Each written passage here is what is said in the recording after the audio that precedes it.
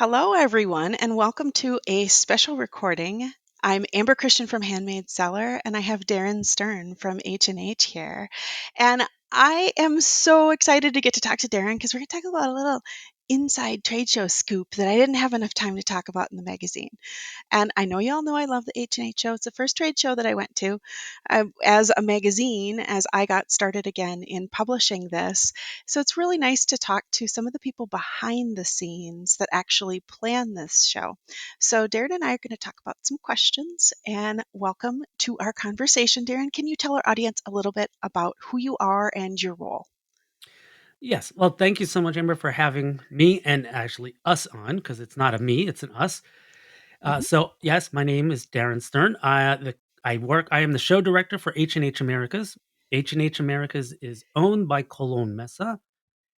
I've been with I'm a vice president for Cologne Mesa Inc., which is our North American subsidiary. We're 14 team members strong here in North America.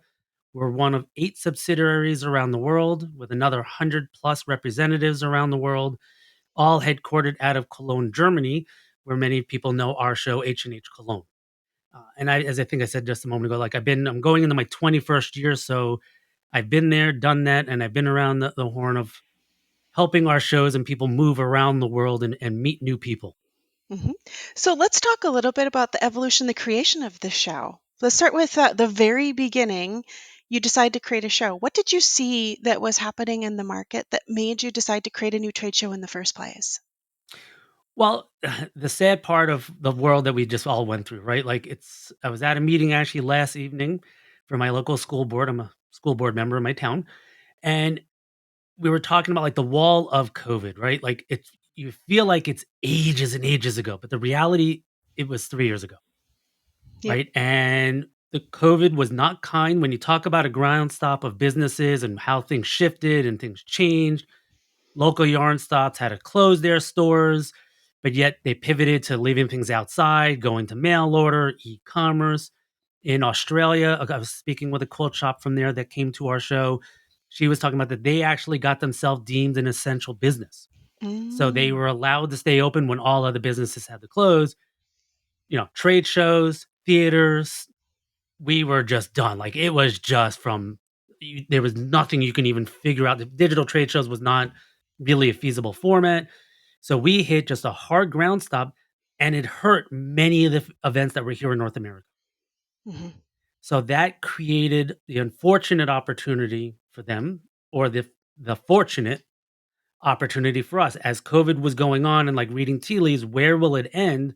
And then those other activities not being able to come back, it created the space in North America for a new show. Before the pandemic, there were very good shows that were serving market needs, but it kind of created enough space.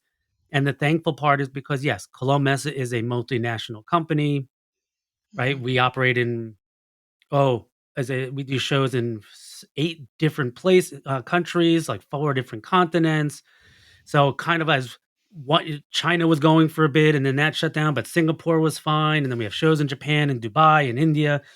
So, and then even our headquarters in Cologne, as we got shut down for trade shows, the buildings and our services got repurposed for triage centers. Very Mm. sad, but yet very good because at least we can do something. So we had makeshift triage centers being in Cologne. So we just were, and we're a weird public-private entity there. So it wasn't totally like a sole proprietorship, and you just were saying, where is the dollar going to come from? Mhm. Well, and part of it is with such a long history as a company too, that's a different story than something that might have been around even 10, 15 years in the United States. Share how long the company's been around with our So listeners. it's a year long celebration. So our we just had our technical 100th birthday, May 19th. But with that, it's a whole year of stuff. Today, they actually just put out a press release of the official opening of a new building called the Convex Building, and it's part of our Cologne Mesa 3.0 as we move into the third generation of our life of what we want to be. So when we launched H&H Americas, there was quite a bit of the industry said, "How can we know How can we trust you?" And I said, "Well, one, I've had my job for 20 at that point 19 years. Two, we had no layoffs, no furloughs during the whole pandemic. That's unheard of in our industry for the trade show sector. On top of that, we kind of were born out of one pandemic. We survived the war. We are getting through this other pandemic, and we're still here producing trade shows. And that very first year, we produced a show called Anuga, and the show is still under the same brand and is still operating today and is the largest show for the packaged foods industry. So when you talk about being committed to industries, committed to people, committed to communities, committed to a brand,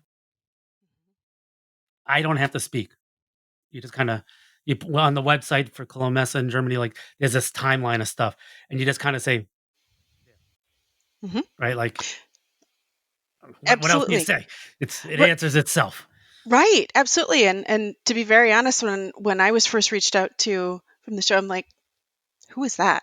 And so then I did a little bit of Googling, and then I saw the name of the company. I'm like, "Oh, it's a German company. I bet you it's been around forever," because, yeah, I came from the SAP software industry, so in my background, I was very familiar with a lot of the steeped history of German companies, and so I knew the second I saw it, I'm like, "Sure, it might." At the time I was joining the second year, sure, it might be the second year, but this is gonna be around, and that was how I knew just from other industries that typically German companies don't go into things on a flyer. They're typically well thought out and planned and rolled out and very intentional in my experiences. Yes, you'll And even yeah, in some of our events, you can talk to exhibitors where they're now going 3 and 4 generation deep, mhm, participating in the same show.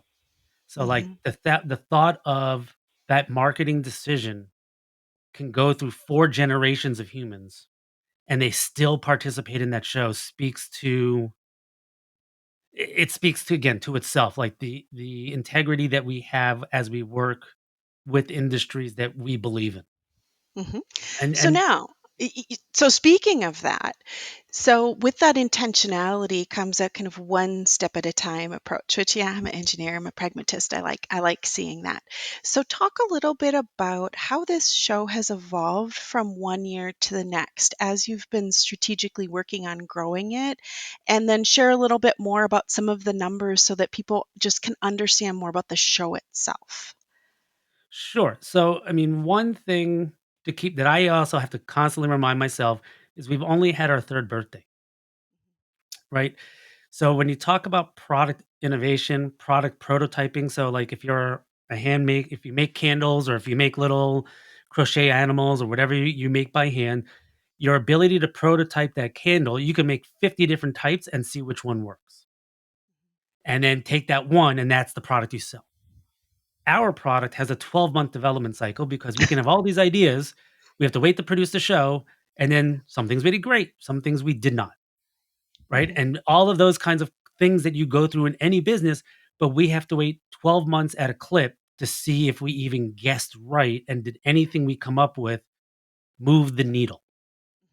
So that's frustrating, like it's just like it takes a lot of just holding your breath because you're just making decisions and waiting a very long time to see if it pays off. But to the part, does it pay off? Year one, we had 196 companies.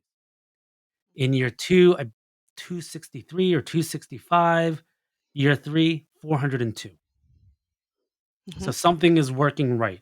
And now so in year one, we were definitely yarn centric with some early adopters on the fabric side. Year two, it was getting a little more balanced. Now in year 3, we're parity, give or take a couple of mm, 1 or 2, but we're almost parity, 50% on each side of the coin, so that the complete fiber industry can see themselves and be represented, whether you're talking needlepoint, felting, quilting, garment making, cosplay making, crocheting, knitting, mixed media, all whatever, all of those fiber-esque and a little bit of general crafts, but really the fiber side of the business is there, embroidery.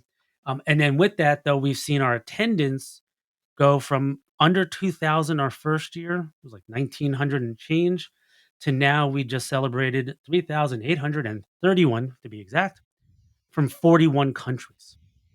So that's it's not incredible. just a North American thing. Uh, yes, we can actually count all of our states, and we can count, I think it was another 2 additional territories that come to the event and participate in some capacity. Yes, we only have like 3 people that come from Israel, but yes, I can check that box, right? We do have people from the Ukraine. Check that box. You got Serbia. You got a bunch from Australia, actually, UK, Mhm. and yes, Chicago, Boston, New York. I mean, as they say, every state's counted. So those are just some of the things, and we've also seen like the educational offerings do the same kind of growth, and where we started from year one with our nice business classes with the Craft Industry Alliance, then growing to master classes.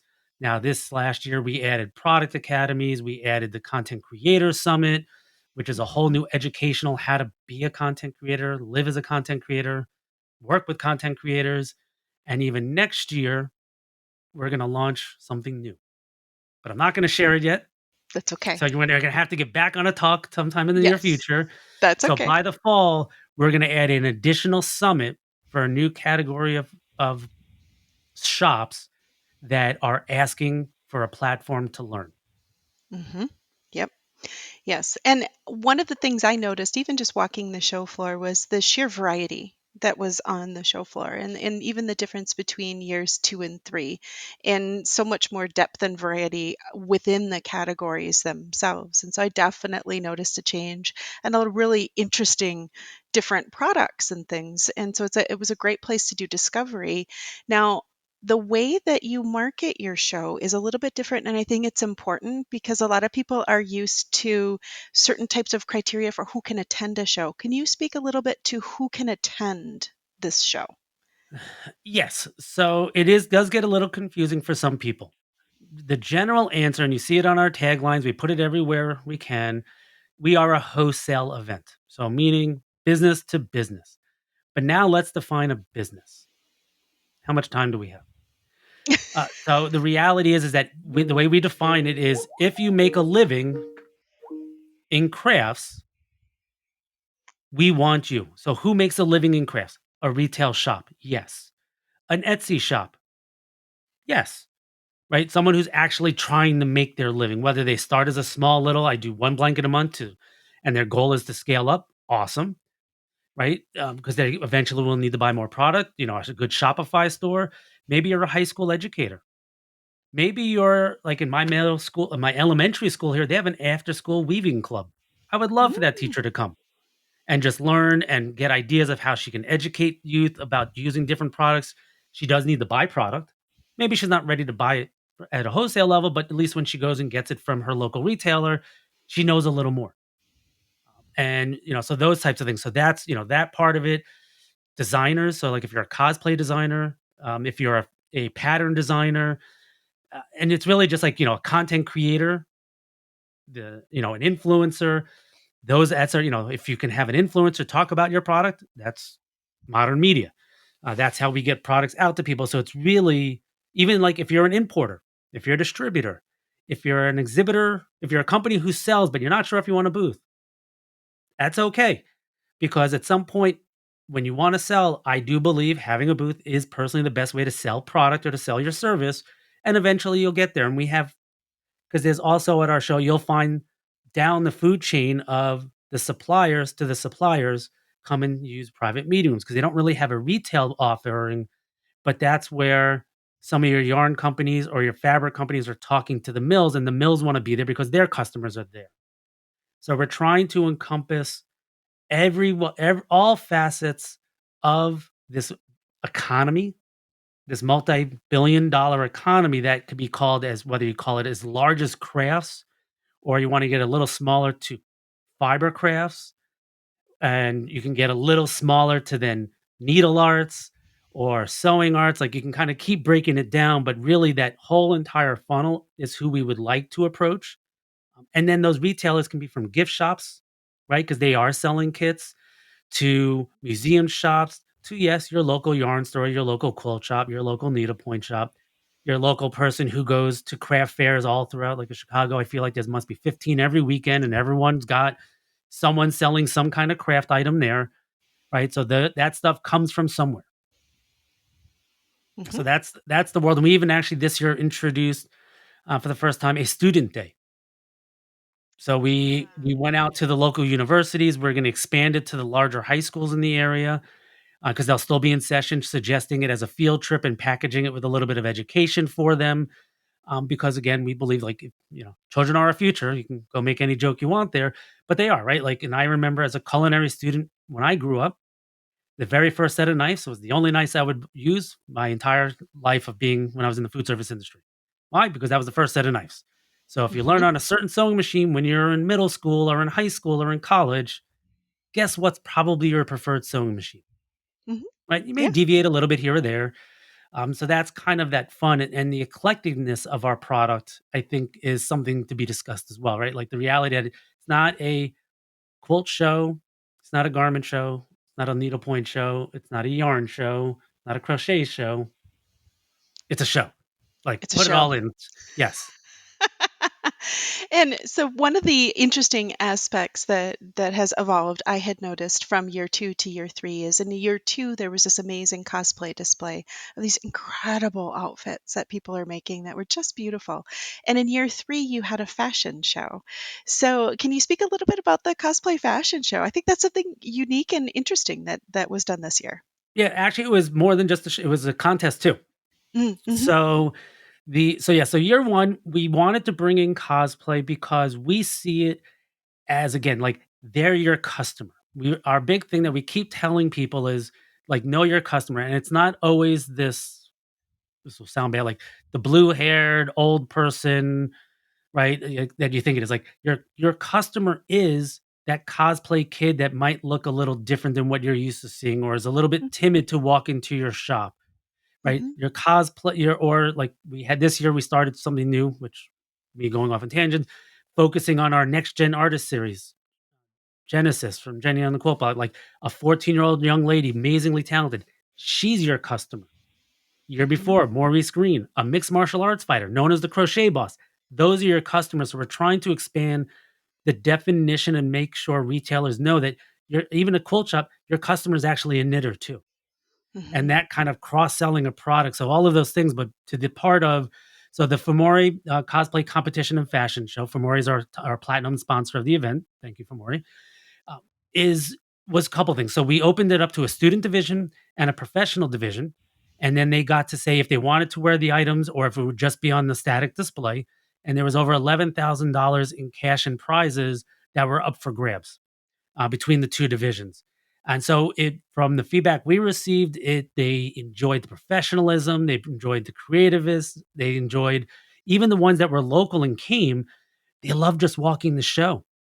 Like mhm, I saw some of them talking to the folks at SVP and they had this cutting machine and they actually they ordered them because they were like because they happen to be professional costume makers. That's what they do. That's their job. So they make their living in this. They're not just fans making costumes because they want to go to a Comic Con event.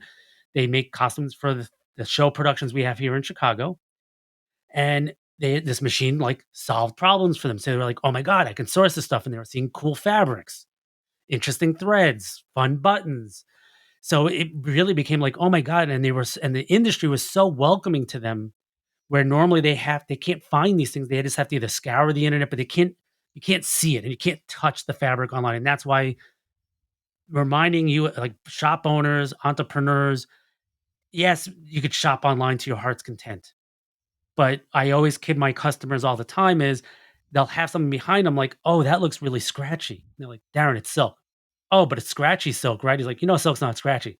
"I can't tell. It's a screen." Or right.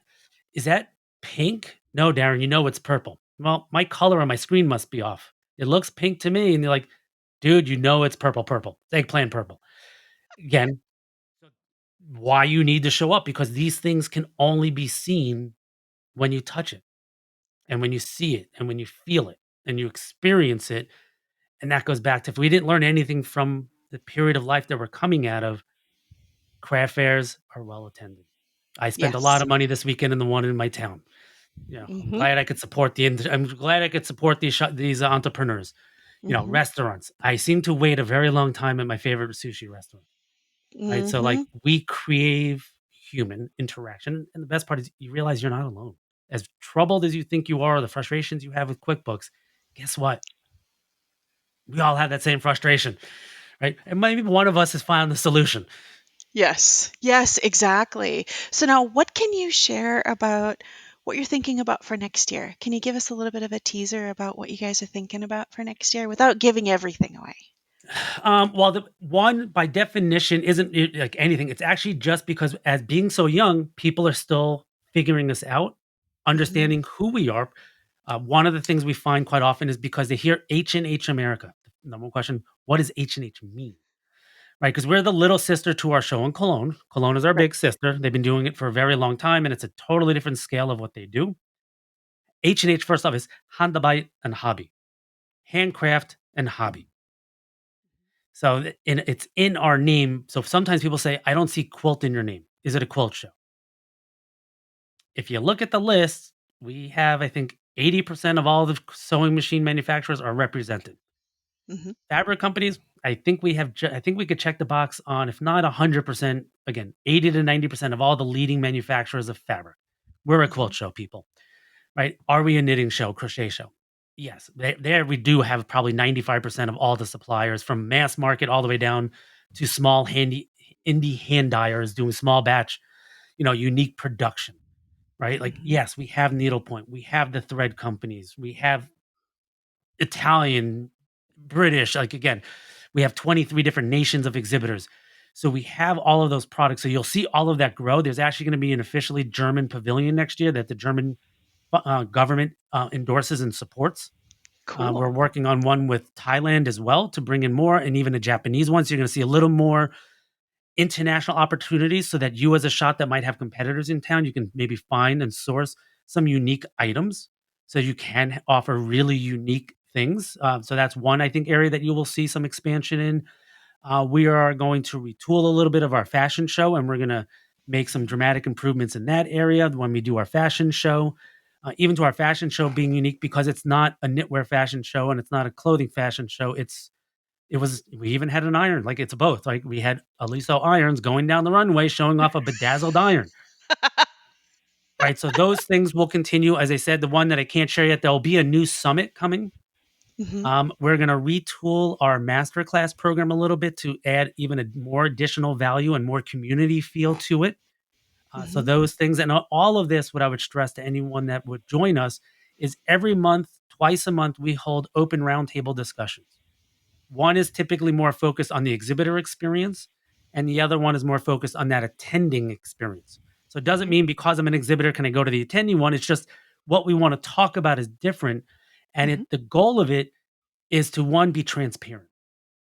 Allow us, like, I'm on there. I have a whole team. I'm not a sole individual here, right? We have our friends Nadine and Eileen and Leslie and Jessica, our wonderful sales team, Marissa, our operations folks. They work full time on this event, and there's even more here at Clomessa that support us. But we're all on the call because we just generally we want to share, what are we doing, where are we spending our marketing dollars, so you can say, good idea, bad idea, or hey, have you ever thought of this? Because people have ideas that we don't necessarily have.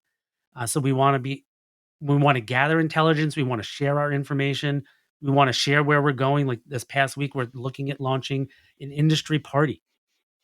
So one of the nights we will have just a dancers and DJ and food and drinks, and just a flat out ball, like just a party.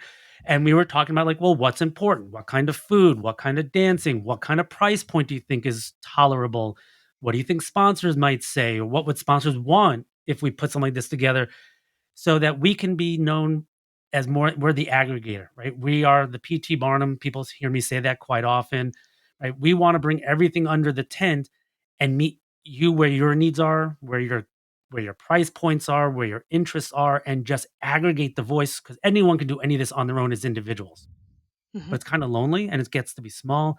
And I think there's something fun to be had when you have 4,000 people, 400 vendors, just saying, "This is so cool. I'm inspired." Like, you just go back to your shop, you hear shop owner after shop owner be like, "My God, did you see that?"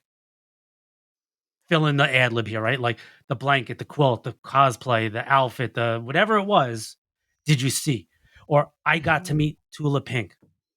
I got to meet Jonah Hand, right? Hmm. Like, these are the celebrities within our industry that many makers know. and they're at the show, and it's just and you see their joy in their face, like just shaking a hand. Hmm. Absolutely. So now, how do people find out more about the show? How do they get signed up for your email list so that they can stay in touch with you? Yeah, so one, I always say, because I like to make my children nuts, like all parents want to do, follow us on Instagram. We have Instagram, TikTok, YouTube, Facebook, LinkedIn. We're on all of them. I even just Hmm. set up a Pinterest page just last night, even. So you'll find Hmm. us on all the social media platforms. We do post the most, and I would say our most engagement is really on Instagram. So again, Hmm. asking questions there, tagging us. We love reposting people's things. So definitely there. Our website, hh-americas.com. If you type in HH Americas into Google, the last couple times we are the top search. So you'll find us because we're pretty unique in what we're doing. On the bottom of our website, you can sign up for our newsletter. You can also call us. You can email us. Find us at a trade show. Find us at a market. As I say, like I was at a market this weekend, and there was 4 people there doing fiber-based products. I talked to all of them and gave them all cards. My wife thinks I'm Hmm. nuts, um, but it's what I do. Whatever. It's I talk. I So do the it's same thing, so not yeah, weird to me. yeah. So really, it's just reach out, ask questions, and I would say more importantly, don't ask me the question. Ask your peers, Hmm. right? Because Yeah. there are more and more that know about us. And like at this craft fair, one person was an exhibitor of ours, one person had never heard of us. And I was Hmm. like, perfect. You go talk to her, right? Exactly. Hmm. Because there's really, yes, we could all do things better in our lives and our businesses. But at this point, I think we're very fortunate that we are listening and responding to the feedback and kind of trying to bring the industry not only what they want, but also a little bit of what we think they need. Absolutely. Wonderful. Well, thank you so much for joining us today, Darren. Really, really appreciate your time. And thank you, everyone else that tuned in for this little bonus interview. And if you want to read actually more about the show itself, you can go over to our magazine website at handmadeseller.com and you can read our H&H America's recap article. Thank you so much, everyone. Thank you. Have a wonderful day now.